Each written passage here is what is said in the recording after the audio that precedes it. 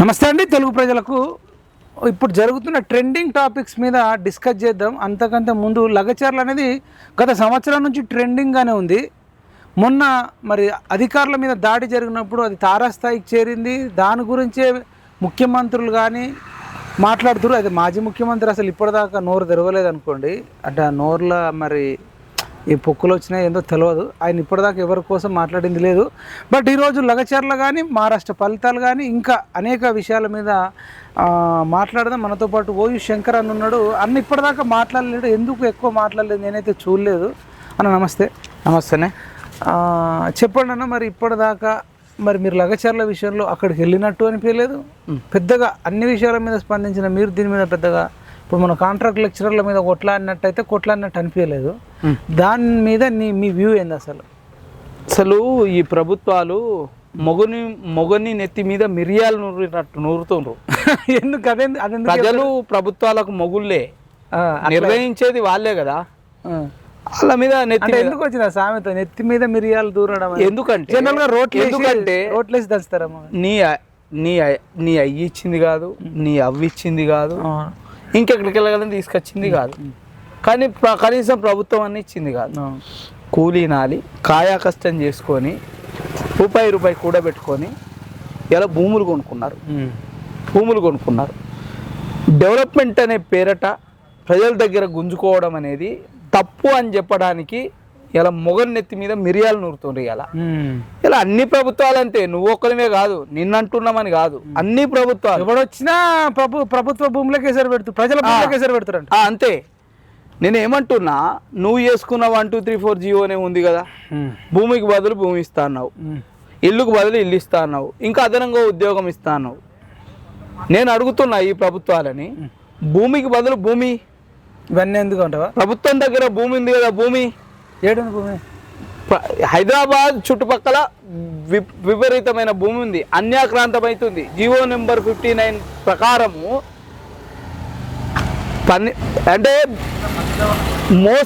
మోసంగా GO number 59 ప్రకారము regularise చేసుకున్న వాళ్ళకు అది గుంజి ఇయ్యు అయితే గీత. నేను ఈ ముఖ్యమంత్రిని అడుగుతున్నా, ముఖ్యమంత్రి ఇది మన ప్రజాప్రభుత్వం, మన ప్రభుత్వం, భూమికి భూమి ఇద్దాం, ఏమైతుంది? అయితే గీతే మంచి పేరు వస్తుంది. అవును, వాళ్ళు కూడా సపోర్ట్. అయితే గీతే మంచి పేరు వస్తుంది, అంతకంటే ఎక్కువ ఏం రాదు కదా. నేను ఇంకో ప్రశ్న మిమ్మల్ని ఏమడుగుతున్నా అంటే, వాడు తీసుకున్నాడు నేను తీసుకున్నా అంటే వాడు బురద నాకుతాడు, బురద తింటాడు, నువ్వు తింటావా? నేనేమన్నా 1,00,000 ఎకరాలు అడిగినా జస్ట్ ఒక 1000 ఎకరాలకే మీరు ఇట్లా చేస్తారు అంటున్నాడు. ఇప్పుడు 100,000 ఎకరాలు ఉన్న దగ్గర తీసుకో, అందులోకి వెళ్ళి కొంత తీసుకుంటున్నా, కొంత ఉంది కదా అని చెప్పచ్చు. పేద ప్రజల దగ్గర ఎకరము, అరెకరము, 2 ఎకరాలు, అయితే 3 ఎకరాలు మించి ఉంటుంది. మంది తీసుకున్నప్పుడు వాడు దాని మీదే ఆధారపడ్డప్పుడు మన జీవన వృత్తి ఉపాధి ఎక్కడికి వెళ్ళి ఉంటుంది? వాళ్ళ మంచి కోసమే అంటారు అన్న. అభివృద్ధి ఏం మంచి అంటే మీ ఉద్దేశం ఏంటంటే, వాడు స్వతహాగా బతుకుతుండు, పేద రైతు భూమిని సాగు చేసుకుంటూ ఒక మాట, భూమిని సాగు చేసుకుంటూ బతుకుతున్నోని నువ్వు కళ్ళ మంటతోటి డెవలప్మెంట్ అనే పేరుతోటి తీసుకొచ్చి బజార్న పడేయాలి. వీళ్ళు ఏమంటారు అంటే బజార్న పడాలి, ప్రభుత్వం మీద ఆధారపడి ప్రభుత్వాన్ని అడుక్కొని బతకాలనేది మీ ఉద్దేశం, ప్రభుత్వం ఉద్దేశం. నేను ఏమంటున్నా, ఇవాళ నువ్వు 1, 2, 3, 4 జీవో ప్రకారం ల్యాండ్ అక్విజిషన్ పెట్టినావు డెవలప్మెంట్ కోసం అని. ఎంత ఇస్తావు పైసలు? గవర్నమెంట్ వాల్యూ కట్టి ఇస్తావు. ఎంత? 20 లక్షలు ఇస్తావు. వాళ్ళు గత ప్రభుత్వం 14 లక్షలు ఇచ్చింది, నువ్వు 20 లక్షలు ఇస్తావు. నేను అదే హైదరాబాద్లో డబ్బులు వద్దు, భూమికి బదులు భూమి ఇవ్వమంటున్నా. లేదు నీకు డబ్బులే ఇస్తా అంటే రేవంత్ రెడ్డి చేతిలో మిగతా రైతులు 1100 ఎకరాల చిల్లర నువ్వు అక్విజిషన్ పెడుతున్నావు కదా, ఆ డబ్బులు నీకు ఇస్తాను, నువ్వు కొని నువ్వు పంటలు పండదు అంటున్నావు కదా, నువ్వు ఒకటే పంట పండుతుంది అంటున్నావు కదా. మైపాల్ ఒకటే పంట పండితే ముంబైకి వలసపోతుర్రు, ఒకటే పంట పండుతుంది. ఓకే, నేను ఒప్పుకుంటా, ఒకటే పంట పండుతుంది. మేము ఒక పంట పండేది కూడా మద్దు. మాకు గుట్టలు ఉంటుందా, బీడు భూములు ఉంటాయా, రాళ్ళు ఉంటాయా? గా భూమి అని కేటాయించు. హైదరాబాద్ చుట్టుముట్టు అటు ఇటనే 20 కోట్లకు ఎకరం అయింది. నువ్వు ఇచ్చే ముష్టి 20 లక్షలు ఏం చేసుకోవాలి? నిన్ను ముస్తాడుకోవాలనా, ప్రభుత్వాన్ని ముస్తాడుకోవాలనా? నేను అందుకనే అంటున్నా, ముఖ్యమంత్రి గారు భూమికి బదులు భూమి ఇద్దాం, ఇల్లుకు బదులు ఇల్లు ఇద్దాం, మా వీలైతే ఉద్యోగం ఇద్దాం, మహా అయితే మంచి పేరు వస్తుంది ప్రభుత్వానికి. చెడ్డ పేరు ఏం రాదు, మంచి పేరు వస్తుంది, ఇచ్చేద్దాం. ఏమైతుంది? ముచ్చేర్లలో అన్ని వేల ఎకరాలు చేసినప్పుడు ఎవరు మాట్లాడలేరు. ఇప్పుడే మేము వచ్చినప్పుడే మా మీద మన్ను పోస్తున్నాం. ఆ ప్రభుత్వం దాదాపు 15,000 ఎకరాలు ఏదో కలెక్ట్ చేసిర్రు రైతుల నుంచి భూమి. ఆ ప్రభుత్వము కొండపోచమ్మ సాగర్లో భాగంగా ల్యాండ్ అక్విజేషన్ పెట్టి రైతుల భూములు గుంజుకుంటే ఒక రైతు తన చితి తను పేర్చుకొని కాల్చుకొని చచ్చిపోయిండు. మల్లన్న సాగర్, కొండపోచం ఇద్దరు రెండు. మల్లన్న సాగర్ ప్రాజెక్ట్ పేర్చుకొని చనిపోయిండు. అందుకే కదా ఓడగొట్టి పాతర పెట్టినాం ఇవాళ ఆ ప్రభుత్వానికి. ఇప్పుడు మల్లన్న సాగర్ నిర్వాసితులు కూడా అడ్డ మీద కూలీలు అయిపోయాడు. గజ్వేల్ ఇస్తే రూమ్లు. అవును, నేను అదే అంటున్నా. నమో రామచంద్ర అంటున్నా. నేను అదే అంటున్నా. మనం ప్రజల కోసం ఉన్నాం. పాలకులం మనకు అవకాశం ఇచ్చింది ప్రజలు, మనకు ట్యాక్సీలు కడుతున్న ప్రజలు. వాళ్ళ ట్యాక్సీలని సక్రమంగా ఖర్చు పెట్టమని నీకు అధికారం ఇచ్చిండ్రు. నువ్వేం చేయాలి? ప్రాపర్గా ఖర్చు పెట్టి వాళ్ళ సంక్షేమాన్ని చూడాలి. అదే అడుగుతున్నా నేను. గవర్నమెంట్ దగ్గర అర్బన్ సీలింగ్ యాక్ట్ కింద, రూరల్ సీలింగ్ యాక్ట్ కింద, ల్యాండ్ సీలింగ్ యాక్ట్ కింద లక్షల ఎకరాలు ప్రభుత్వం గుంజుకున్నది, లిటరల్గా గుంజుకున్నది. మరి వాటిని పంచకుండా నీ దగ్గర పెట్టుకున్నావు, ఇప్పుడు పంచు అని అడుగుతున్నాను. ఓకే కాదన్నా, ఇప్పుడు ఇంకోటి, మీ ప్రభుత్వమే కోనేరు రంగారావు కమిటీ వేసి భూమి లేని ప్రతి పేదోనికి 2 ఎకరాలు ఇవ్వచ్చు అని ఒక కమిటీ నివేదిక ఇచ్చింది మీ ప్రభుత్వమే. మరి దాన్ని అమలు చేయి. ఇప్పుడు దీన్ని చూస్తే ఏమనిపిస్తుందంటే తాడి చెట్టు నీడ కదట, కట్టుకున్నోడు మొగుడు కాదు అన్నట్టుంది ఈ ప్రభుత్వాల అట్లనే ఉంది ఈ కథ. కాదన్న, వాళ్ళు ఏం చెప్తారు తెలుసా? మీకు ఒక ఇల్లు కట్టిస్తాం, ఒక ఫ్లాట్ కొనిస్తాం, తర్వాత ఒక 20 లక్షలు ఇస్తాం. దాదాపు వాళ్ళకు ఎకరానికి 40 లక్షల దాకా బెనిఫిట్ అవుతుంటే మీరు మధ్యలో అడ్డుపడు. ప్రభుత్వం దగ్గర ల్యాండ్ బ్యాంక్ ఉంది. ప్రభుత్వం వేలం పెట్టి అమ్మడానికి భూములు ఎట్లుంటాయి, ప్రజలకు వంచడానికి భూములు ఎందుకుంటాయి? చాతగాన్ని దద్దమ్మలు చేసే పరిపాలన ఇది. అసలు రాజ్యాంగంలోనే మరి అసలు అమ్మడానికి హక్కు లేకుండా, అసలు ఏ కంపెనీకి రాసియకుండా చేయడానికి లేదన్న. ఎందుకంటే పుట్నాలు వంచినట్టు, పేలాలు వంచినట్టు వంచితే రాను భూమే మిగలదు కదా, ప్రభుత్వ భూమి. ప్రభుత్వం ఎప్పుడు కానీ ప్రజల ఆస్తులకు కస్టోడియన్. మరి వాళ్ళే అమ్మేస్తారు కదా. అమ్మేస్తుండ్రు ఇంకా లాక్కుని. మరి వాడు వ్యవసాయం చేసుకున్నట్టు కూడా. అవును, వాళ్ళు ఏమంటారు అంటే ఫార్మా తీసుకురా, మీరు ఫార్మా వద్దంటారు కదా. ఫార్మాదేమో ఇండస్ట్రియల్ క్యారిడర్గా చేస్తాము, స్పోర్ట్స్కి సంబంధించి కానీ, ఇంకా మిగతా అనేక ఐటీ పార్క్ కానీ, క్లాత్కి సంబంధించి టెక్స్టైల్ కానీ ఇవన్నీ తెస్తాము, వాళ్ళకి ఉపాధి వస్తుంది. ఇవన్నీ కూడా తెమ్మని అంటున్నాం, తేవద్దంటలే. ప్రభుత్వ అభివృద్ధి అంటే ప్రజల అభివృద్ధి, ప్రజల అభివృద్ధి అంటే ప్రభుత్వ అభివృద్ధి. మేము దానికి వద్దంటలేం. కానీ భూమి తీసుకుంటే భూమి ఇమ్మని అడుగుతున్నాం, ఇల్లు తీసుకుంటే ఇల్లు ఇమ్మని అడుగుతున్నాం. ఆ ప్లేస్లోకి వెళ్ళిపోయింది కాబట్టి ఇంట్లో ఉద్యోగం ఇమ్మని అడుగుతున్నాం. ఇవన్నీ కాగితాలతో అయిపోయినాయి పనులు, ఖర్చుతో అయిపోయే పనులు కాదు. కనీసం జ్ఞానం చేయలేకపోతే ఎట్లా? జ్ఞానం లేకపోతే నీ ఉద్దేశం దురుద్దేశం ఏం కనిపిస్తుందంటే పేద ప్రజల దగ్గర ఉన్న భూములు గుంజుకొని పేదలను బిచ్చగాలు చేసి మున్నోనికి దోచిపెట్టడానికి మీ కంపెనీల కోసం పెట్టుకుంటున్నావు. ఏ కంపెనీకైనా నేను అడుగుతున్నా, ఏ కంపెనీకైనా ఒక టైం లిమిట్ ఉంటుంది. 3 సంవత్సరాలలో కంపెనీ ఎస్టాబ్లిష్ కావాలి. టీఆర్ఎస్ ప్రభుత్వం చాలా కంపెనీలకు ఇచ్చింది. నేను ఒక 2 రాజకీయ నాయకుల పేర్లు చెప్తా. ఇప్పటికీ కంపెనీ ఎస్టాబ్లిష్ కాలేదు, ఎందుకో గుంజుకుంటలేవు చౌటుప్పల్లా. 2 మీ ప్రతిపక్ష పార్టీ నేతలు ఉన్నారా? మీరంతా తోడు దొంగలని ఎందుకంటున్నా నేను. వీడు పోతే వాడు పోతే వీడు, వాడిని వీడు కాపాడాలి, వీడిని వాడు కాపాడాలి. అందుకని నేను చెప్తాను, ఇప్పటి వరకు కంపెనీ ఏదైతే ఎస్టాబ్లిష్ కాదో, ఏదైతే మ్యానుఫ్యాక్చరింగ్ స్టార్ట్ కాదో, మరి ఆ భూములు గుంజుకోవచ్చు కదా. రైట్. అయినా 30 ఏళ్లకు లీజుకి ఇవ్వాలి కదా. నువ్వు 100 ఏళ్ళు 200 ఏళ్ళు వానికే అమ్మేసి, గత ప్రభుత్వం అయితే ఇక్కడ ఉప్పాల చూసుకోపో, హైరీస్ బిల్డింగ్లు అపార్ట్మెంట్స్ నాకు కడుతుండ్రు. ఎక్కడిది? ఎట్లా పోయింది మన చేతులకు భూమి?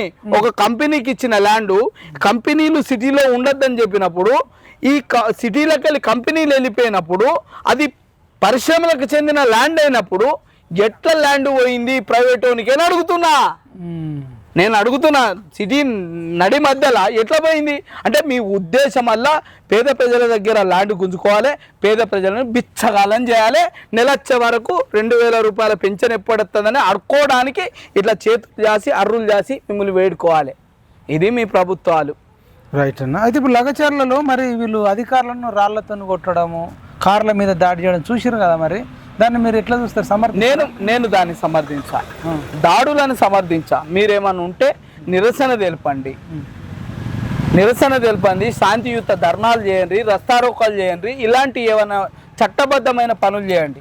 అంతే తప్ప అధికారుల మీద దాడులు చేయదు. అయినా కలెక్టర్ చెప్పిండు నా మీద దాడి జరగలేదు. కానీ ఇప్పుడు ఆడ కొడంగల్కి సంబంధించి అర్బన్ అథారిటీకి సంబంధించి ఆఫీసర్ ఉంటాడు, వెంకటరెడ్డి మీద కొట్టింది మనం వీడియోలో చూసినాం కదా. సరే, నేను ఏమంటున్నా, విజువల్ చూసినాం. అలాంటి ఏమైనా దుర్ఘటనలు జరిగితే బాధాకరం. ఇవాళ నువ్వున్నట్టు నేనున్నట్టు ఇంకో ఆవేశంతో ఉన్న వాళ్ళు ఉంటారు కదా. అధికారుల చేతులు ఏముంటది అంటున్నాం, మేము చేసేది పాలకులు కదా. ఏది చేసినా పాలకుడు తప్పుడు డిసిషన్ తీసుకోమని చెప్తాడు. నువ్వు తీసుకుంటావా? అధికారి కూడా తీసుకోవద్దు కదా, నువ్వు చెప్పాలి కదా, పాలకునికి చెప్పాలి కదా. పాలకుని బుద్ధి పనికిరాని బుద్ధి ఉంటుంది.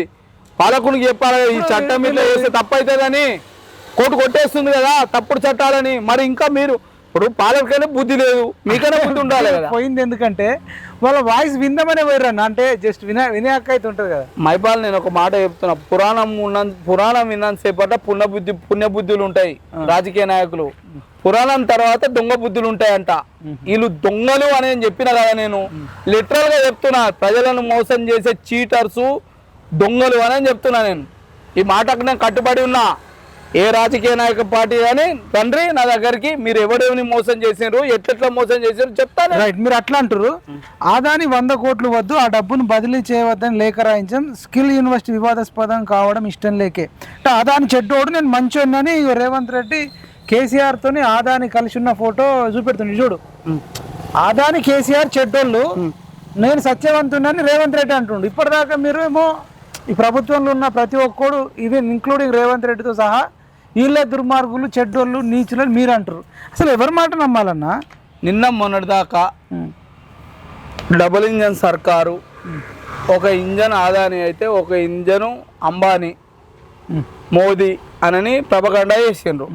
అదే డబుల్ ఇంజన్లో ఒక ఇంజన్ తీసుకొచ్చి నీ రాష్ట్రంలో పెట్టుబడులు పెట్టించుకున్నావు. నీ రాష్ట్రానికి స్కిల్ యూనివర్సిటీ వస్తే 100 కోట్లు ఇప్పించుకున్నావు. ఆ రోజు తెలియదా? ఆరోపణ ఆ రోజు చేసినావు, ఈ రోజేమో నువ్వు కలిసి సాహసం చేసినావు. ఇప్పుడు ప్రజలనే మార్చడానికి మళ్ళీ పైసలు రివర్స్ ఇస్తావు.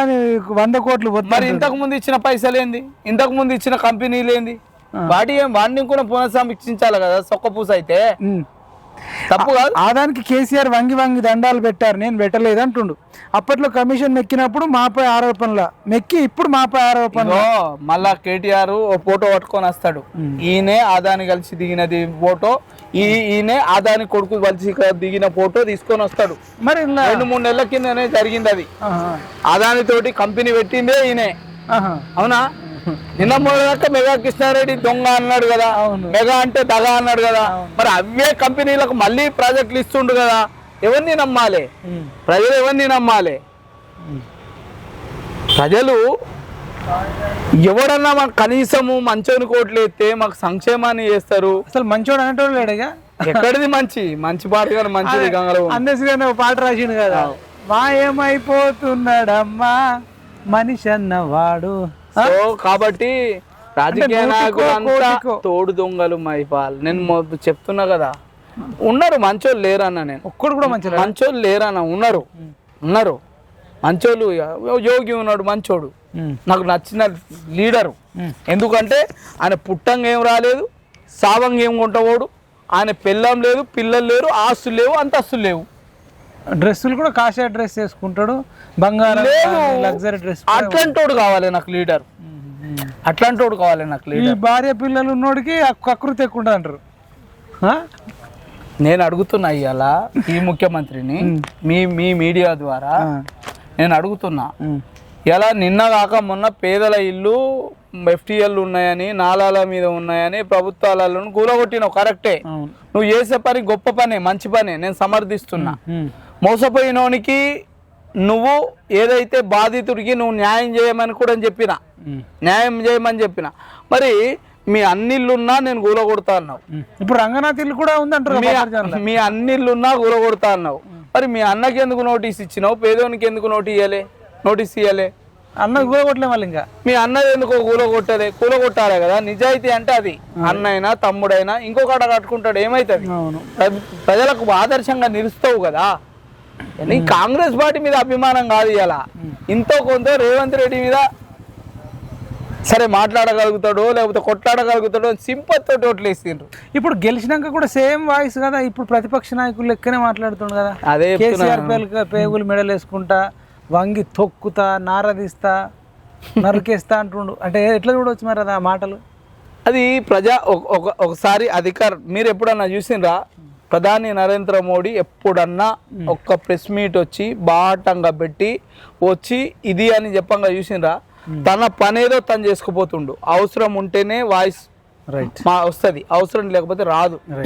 ఈ మహారాష్ట్ర రిజల్ట్స్ గురించి ఎట్లా చూస్తారు? రేవంత్ రెడ్డి కూడా మేము అన్నీ ఇక్కడ చేస్తున్నాం తెలంగాణలో, మాకు ఓటేయండి అని చెప్పేసి చెప్పిండు. మరి ఎట్లా అంటే ఆ రిజల్ట్ రేవంత్ రెడ్డి ప్రచారం పైన మీ అభిప్రాయం? వర్కౌట్ అయిందంటారా రేవంత్ రెడ్డి ప్రచారం? ఎక్కడిది? ఈయనే ఉచిత పథకాలనే మోస పథకాలు ఇచ్చి ప్రజలను మోసం చేసి గద్దెనెక్కినావు. 100 రోజులు అన్నావు. ఏవి 100 రోజులు అయిపోయినాయి కదా. ఏది అమలైంది? ఒక పథకం, సిలిండర్, ఒక్క బస్సు పథకం తప్ప. 500. అరే ఎంతమంది బిలో పావర్టీ లైన్లు ఎంతమందికి ఇస్తుండ్రు? నీ కులమానం ఏంది? బిలో పావర్టీ లైనే కదా. మరి ఈ రాష్ట్రంలో 1 కోటి మంది బిలో పావర్టీ లైన్లో తెల్ల రేషన్ కార్డు తోటి ఉన్నారు కదా. అందరికి దీపం పథకం వస్తుందా? అసలే. కానీ అందరికి మనం మంది బాటిల్ మాత్రం అందుతున్నాయి. రుణమాఫీ చేసినామంటారు కదా. ఎక్కడిది? నువ్వు బడ్జెట్లో పెట్టింది 26,000 కోట్లు, 27,000 కోట్లు పెట్టిండు. బడ్జెట్లో 18,000 కోట్లు ఖర్చు చేసిండు. వ్యవసాయ శాఖ మంత్రి మేము సగం మందికి ఇచ్చినాము. 20 లక్షల మందికి ఇచ్చినాము. ఇంకో 20 లక్షల మందికి ఇవ్వాల్సింది ఉన్నది అని స్టేట్మెంట్ ఇచ్చిండు. మీ పనితీరు ఫలితనం అంత గొప్పగా పనిచేసిందట మహారాష్ట్రలో.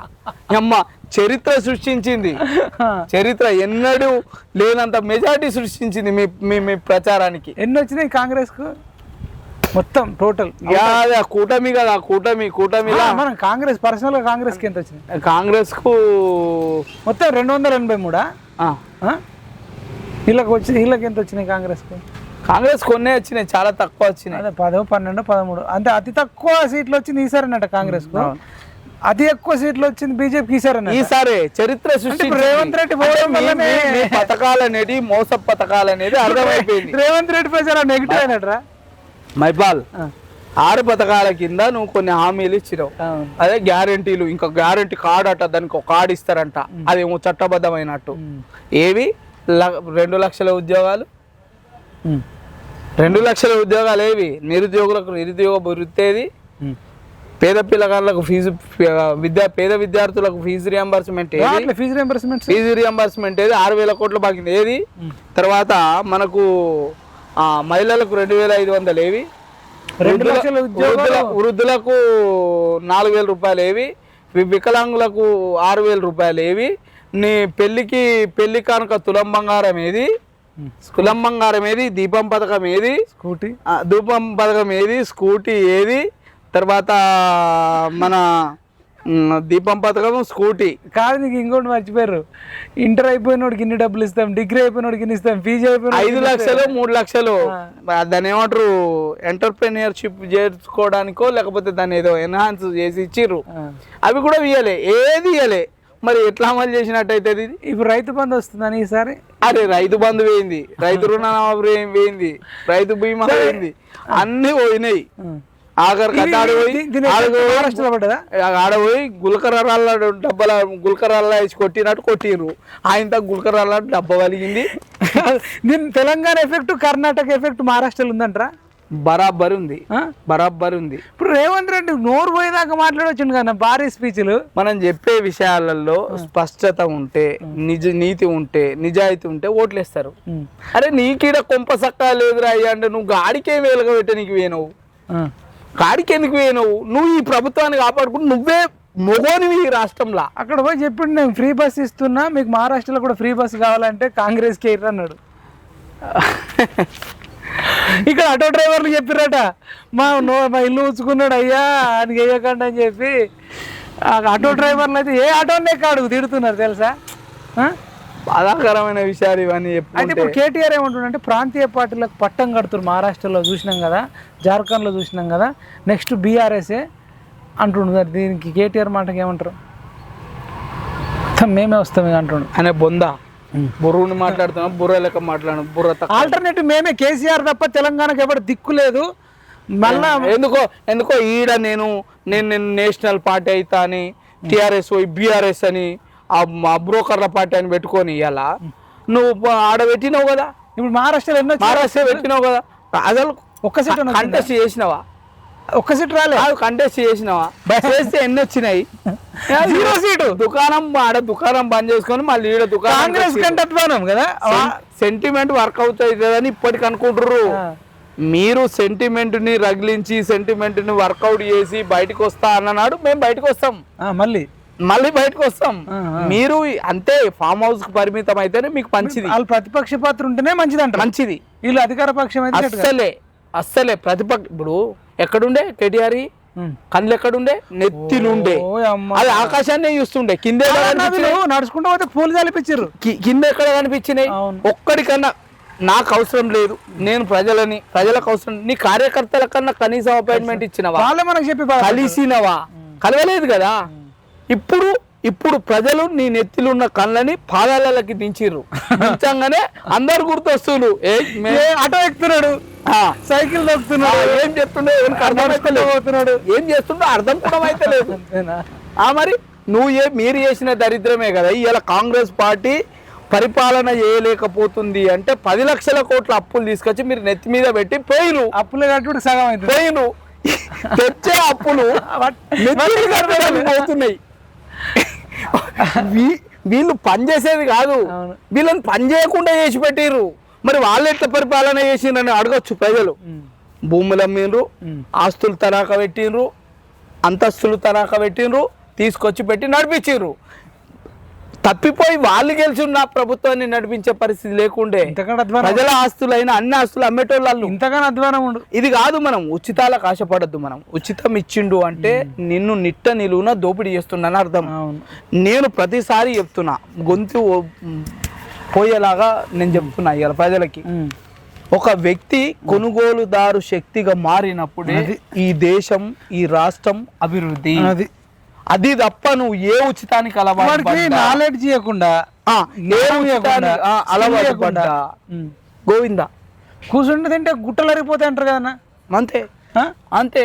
ఇప్పుడు నేను ఇది ఇస్తా, అది ఉద్దీపన కావాలి. నువ్వు సగం చేసుకో, నువ్వు సగం పెట్టుకో, నేను సగం ఇస్తా, అది ఉద్దీపన. వీడు అన్నెందుకన్నా ఇప్పుడు హాస్పిటల్లోకి పోతే ఆధార్ కార్డు తీసుకొని పోతే రూపాయి తీసుకోకపోతే చాలు. స్కానింగ్లకైనా, ఎక్స్రేలకైనా, టెస్టులకైనా, మెడిసిన్కైనా, బెడ్కైనా. రాజకీయ నాయకులే కదా హాస్పిటళ్ళు ఎందుకు తీసుకుంటారు? ఎందుకు ఆధార్ కార్డు పట్టుకొని పోతే, ఆరోగ్యశ్రీ కార్డు పట్టుకొని పోతే ఎందుకు తీసుకుంటారు? ఏమైందని అడుగుతున్నా. వాళ్ళ కార్పొరేట్ రెస్పాన్సిబిలిటీ ఏడవైంది. ఎందుకు తెల్ల కార్డునికి వైద్యం చేస్తలేరు? ఎందుకు మన నెలలో 2 సార్లు నువ్వు అడాప్ట్ చేసుకున్న విలేజ్ పోయి సర్వీస్ చేస్తలేవు? నేను అడుగుతున్నా కదా. నీ 5% ఇన్ పేషెంట్, 10% అవుట్ పేషెంట్ కి సర్వీస్ చేస్తా అన్నావు కదా. టోటల్ 15% చేస్తా అన్నావు కదా. ఒక్క హాస్పిటల్లో, ఒక్క ప్లేస్ లో, ఒక్క రిసెప్షన్ సెంటర్ లేదు వైట్ కార్డుది. వీళ్ళే కదా దోపిడీ చేయడానికి పెట్టిన పథకమే ఆరోగ్యశ్రీ పథకము. వాని కార్పొరేట్ రెస్పాన్సిబిలిటీ ఉండగా దాన్ని అమలు చేపించకుండా ఆరోగ్యశ్రీ ద్వారా పైసలు ఇచ్చుడైంది, డబ్బులు ఇచ్చుడైంది. ఆరోగ్యశ్రీ ఎవరికి అంటే వైట్ రేషన్ కార్డులో ఎలిజిబిలిటీ లేనోనికి ఆరోగ్యశ్రీ అమలు చేయాలి అంతే తప్ప. కానీ వాని రెస్పాన్సిబిలిటీ ఇచ్చిపెట్టి నువ్వు డబ్బులన్నీ ఇచ్చుకుంటావు. కార్పొరేట్ పర్మిషన్ ఇచ్చినందుకు విజన్ ఉండాలి కదా. అది నీలాంటోడో నాలాంటోడో ఉంటే విజన్ ఉంటుంది. ముక్కు తాడేసి ప్రతి నెల ఆడిట్ అడుగుతా. నేను మంత్రిని అయితే ఆడిట్ అడుగుతా అంటున్నా. ప్రతి నెల ఎంత మంత్రికి సర్వీస్ చేసినావు, నీ కార్పొరేట్ రెస్పాన్సిబిలిటీ ఎంత వరకు ఇచ్చినావు అని అడుగుతా. ఇప్పుడు హెల్త్ మినిస్టర్ ఎవరన్నా ఎవరు? ఇవన్నీ ఎందుకు మనకు? ఏమి చెప్తున్నాను ఎందుకు ఉన్నోడు ఉన్నా లేనట్టు ఉన్నా లేనట్టు అయినోళ్ళతోటి ఇంకెందుకు మాట్లాడాలి? రైట్.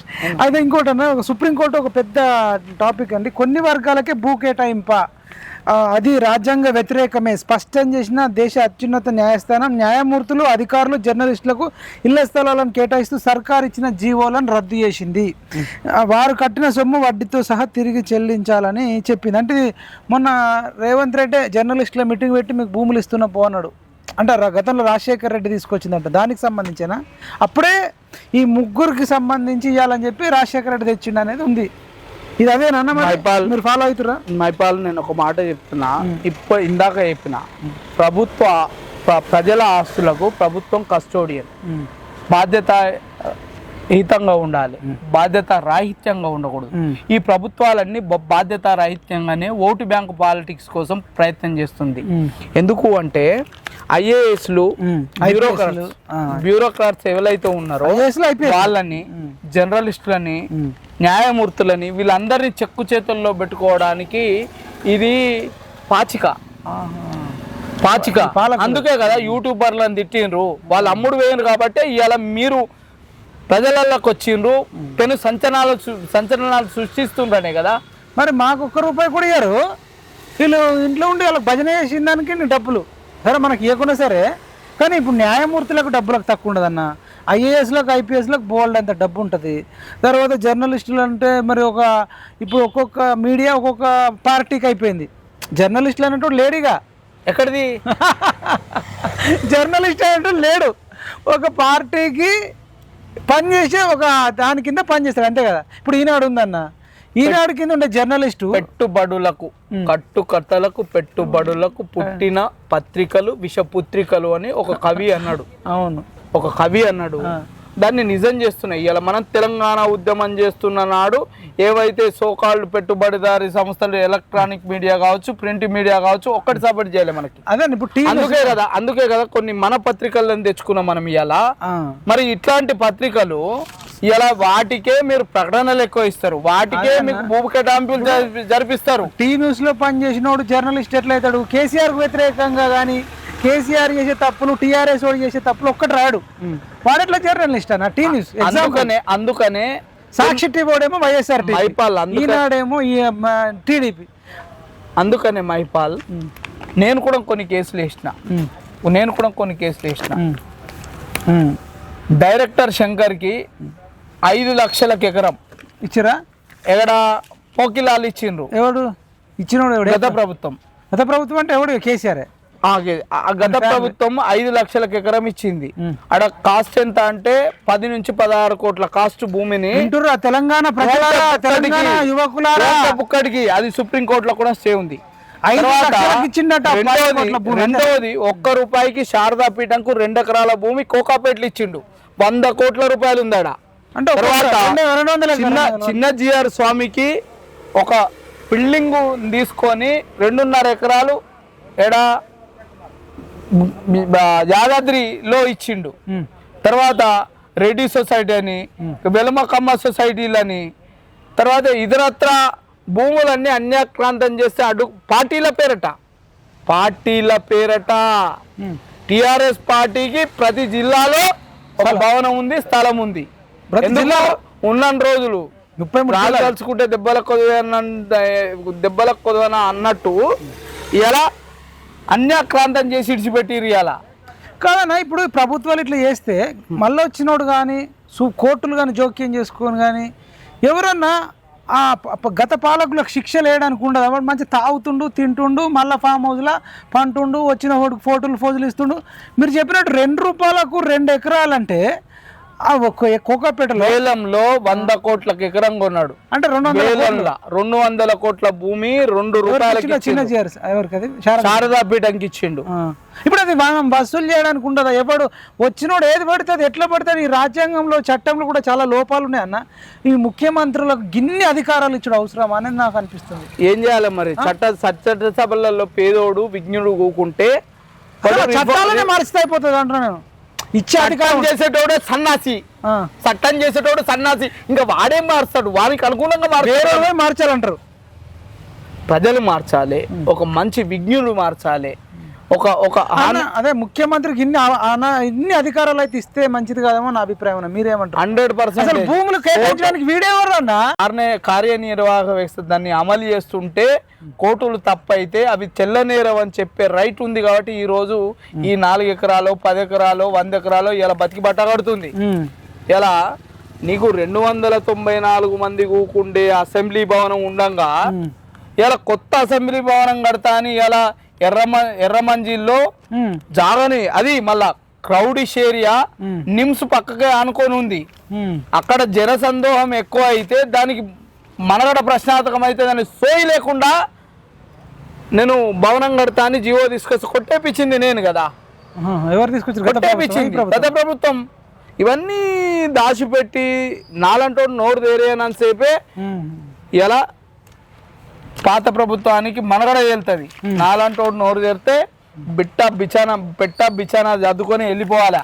ఇలా నువ్వు సభలు పెడితే కేటీఆర్ గో బ్యాక్ అని అంటారా నినాదాలు వస్తున్నాయి. పెట్టుకో కాంగ్రెస్ ను కూకటి వీళ్ళతో పెకిలిస్తానట. అంటే కేటీఆర్ అనేటోడు కాంగ్రెస్ ను మొత్తం పీకటలతో పెకిలిస్తాడు. అంత వీడికి ఇన్ని గట్స్ కానీ అంత శక్తి కానీ ఉందంటారా మీరు? అంటే అని ఏజ్ ఏంది మాట్లాడుతున్నామా? ఒక పార్టీని పీకట వీళ్ళతోని. ఇది చిన్న పార్టీ కాంగ్రెస్ కన్నా. ఇప్పుడు కాంగ్రెస్ వాళ్ళ కన్నా మహారాష్ట్రలో పోటీ చేసి కొన్ని సీట్లు వచ్చినాయి, కొన్ని ఓట్లు వచ్చినాయి. వీళ్ళకి ఒక్క ఓటు రాలి ఒక్క సీటు రాలి. ఎట్లా మరి? అంటే పిట్ట కొంచెం కూత గనమంటారు అనవచ్చా?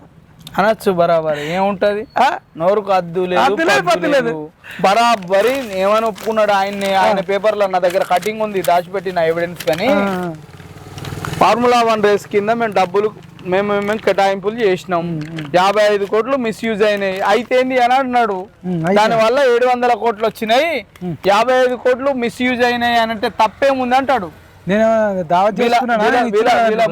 తాత జాగిరో ముత్తాత జాగిరో మా డబ్బులు నువ్వెవడు పోయినా కనీసం నువ్వెవడు పోయినా మా డబ్బులను మిస్యూజ్ చేయడానికి. 1,00,000 రూపాయల టెండర్ గారు పిలవాలంటే ఈ ప్రక్రియలో పిలుస్తాం. ఏమైంది? దాచిపెట్టినవా? ఇవన్నీ ఇప్పుడు హరీష్ రావు ఆదానితో 12,400 కోట్ల ఒప్పందం మాటేంటి? రేవంత్ రెడ్డి సమాధానం చెప్పు. కాంగ్రెస్ వాడిని అసత్య ప్రచారాలు, నేను మాత్రమే మంచిగా మాట్లాడతా, సత్యం మాట్లాడతా, నేను నా మామ నా బామ్మర్ది అని హరీష్ రావు అంటుండు. అంటే ఇలా సత్య ప్రచారాలు చేస్తారు, వీళ్ళు అసత్య ప్రచారాలు చేస్తారు అంటారు. ఎవడు అసత్యం ఎవడు సత్యం? కాళేశ్వరం ఎందుకు కుంగిపోయింది? కాళేశ్వరం పర్రెలు ఎందుకు పడ్డాయి? 1,50,000 ప్రాజెక్టు కదా, 1,50,000 కోట్ల ప్రాజెక్టు కదా, ఎందుకు పర్రెలు పడ్డాయి? ఎందుకు బొంగలు పడుతున్నాయి? నీళ్లు నింపితే ఎందుకు కొట్టుకోపోయే పరిస్థితిలో ఉంది? దానికి సమాధానం చెప్పాలి. ఇవాళ నువ్వు మంత్రిగా ఉన్నావు, మొదటి మంత్రి, ఇరిగేషన్ శాఖ మంత్రి, చెప్పాలి కదా. మేము అడుగుతాం బరాబరి. 12,000 కోట్ల ప్రాజెక్టులు పెట్టుకున్నావు కదా, అవి రద్దు చేసుకోమని రేవంత్ రెడ్డి 100 కోట్లు తిరిగిస్తున్నావు కదా రేవంత్ రెడ్డి. నువ్వు ఈ 12,000 కోట్ల ప్రాజెక్టులు కూడా రద్దు చేసుకోమని అనొచ్చు. పోతావా? రద్దు చేసుకుంటావా? 100 కోట్లు పుక్కడికి ఇచ్చిండు, గిఫ్ట్కి ఇచ్చిండు కాబట్టి వాటిని రద్దు చేసుకుంటున్నావు. నువ్వు ప్రాజెక్ట్ ఒప్పందాన్ని నువ్వు రద్దు చేసుకుంటే కోర్టులో పోయి నిన్ను కోర్టుకి ఇస్తాడు. అదే ఇప్పుడు హరీష్ రావు అడిగిన ప్రశ్న మంచిగా ఎందుకని ఈడు దుర్మార్గుడే.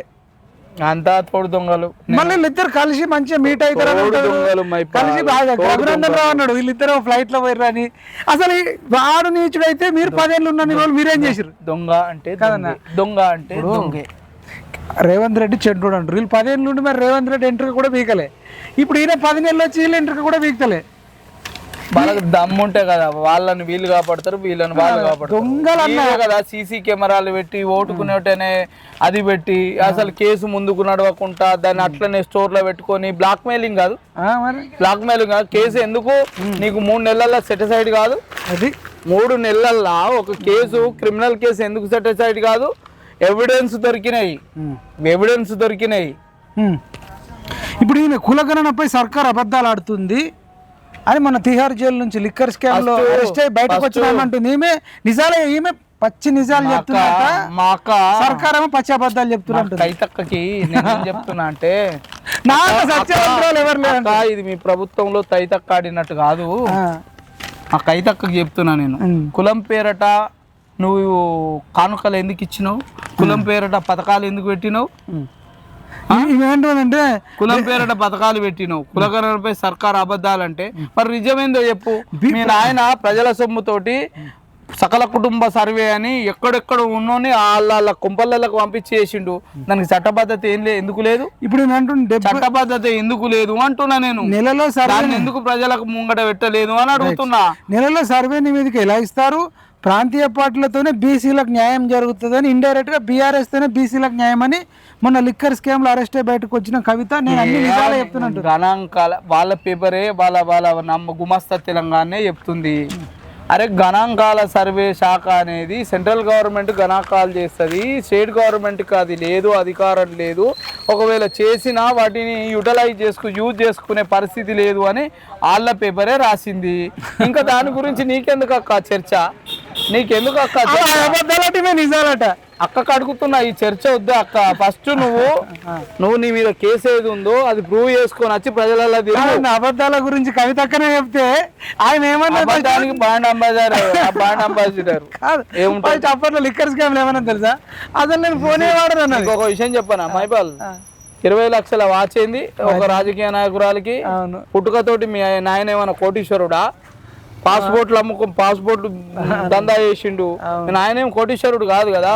2 లక్షల చీరైంది ఒక రాజకీయ నాయకులకి, 2 లక్షల చీరైంది అని అడుగుతున్నా నేను.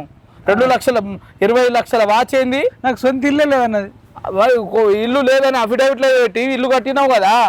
నడిపోతున్నా నందినగర్ లో ప్యాలెసే కట్టినావు కదా. ఏంది నీ ఇంట్లో నీ కొడుకు, చిన్న కొడుకు ఒక కారు, పెద్ద కొడుకు ఒక కారు, భర్తకు ఒక కారు, నీకో కారు, నీ అత్తమామకు ఒక కారు, వీళ్ళందరికీ అంబాసిడర్లే. మరి మేము ఏం చేసినా మాకు అంబాసిడర్లు వస్తలేవు. షామీర్పేటలో ఫామ్ హౌస్ ఉందట, శంకరపల్లిలో ఫామ్ హౌస్, కామారెడ్డిలో, నందిపేటలో, జగిత్యాలలో, నిజామాబాద్ లో. ఈ ఆస్తులు ఎట్లా వచ్చినాయి, ఈ లెక్కలు ఎట్లా వచ్చినాయి? నువ్వు ఒక సినిమా టికెట్ కోసం పైసలు అడుకొని పోయినావని గోనె ప్రకాష్ రావు చెప్పిండు. 5 రూపాయలు అడుకొని పోయినావని చెప్పిండు. అలాంటి స్థాయి నుంచి 1000 కోట్లు ఎట్లా వచ్చినావు నువ్వు చెప్పు. చెప్పిన తర్వాత నువ్వు లిక్కర్ స్కామ్ లో ఎట్లా ఇరికినావో చెప్పు. చెప్పు.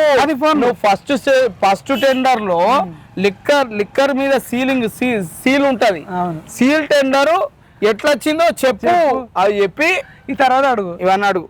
సో కాబట్టి తెలంగాణ ప్రజలారా మరొకసారి మోసపోకండి. ఏ పార్టీలో అయినా మంచోడు ఉన్నాడు, చెడ్డోడు ఉన్నాడు. మంచోడిని గుర్తించండి, చెడ్డోని బొందబెట్టండి. రైట్ అండి, థ్యాంక్ యూ సో మచ్ అన్న. ఇదండి శంకర్ అన్నతో సంచలన ఇంటర్వ్యూ. అసలు దొంగలు ఊరు పంచుకున్నట్టు తెలంగాణ ప్రజలు మరి మోసపోతున్నారు. మళ్ళీ వీడు పోతే వాడొస్తుండు, వాడు పోతే వీడొస్తుండు. 2 రూపాయలకే 2 ఎకరాల భూమి ఇస్తున్నాడు వాడు. ఈయననేమో లగచర్లలో వ్యవసాయ భూములు లాక్కుంటాడట. మరి ఒక్కొని అరెస్ట్ చేస్తలే అంటే వీళ్ళంతా ఒకటే అనిపిస్తుంది. తెలంగాణ ప్రజలలో ఆలోచించండి. రేవంత్ రెడ్డి హరీష్ రావు, రేవంత్ రెడ్డి కేటీఆర్, రేవంత్ రెడ్డి కవిత, రేవంత్ రెడ్డి కేసీఆర్ వాళ్ళు వేరు కాదేమో నాకు డౌట్ వస్తుంది. ఎందుకంటే కేసీఆర్ పేగులు మెడలేసుకుంటున్న రేవంత్ రెడ్డి మరి యశోద హాస్పిటల్కి పోయినప్పుడు కేసీఆర్ అక్కడనే ఉన్నాడు. ఆయన పేగులు తీసుకొని మెడలేసుకోలే, కానీ మనంలోని ఉత్తగానే పేగులు తీసి మెడలు వేసుకుంటా అని మనకు చెప్తున్నాడు. కనీసం ఇప్పటిదాకా కేసీఆర్కి సంబంధించిన అవినీతికి సంబంధించి ఒక్క దాంట్లో కూడా ఎంక్వైరీ లేదు, జైల్లో వేసింది లేదు, ఏమీ లేదంటే జైల్లో వేయకపోతే మాత్రం కాంగ్రెస్ బీఆర్ఎస్ 2 ఒకటనే అనుకునే అవకాశాలు ఉంటాయి. ఇప్పటిదాకా ఇంకా అరెస్ట్ చేస్తేలే 1,00,000 కోట్లు మింగిరు, 1,00,000 కోట్లు మింగిరు అంటే మరి మింగిన వాళ్ళని ఎందుకు వదిలేస్తురని మేము ప్రభుత్వాన్ని అడుగుతూ జై జవాన్, జై కిసాన్, జై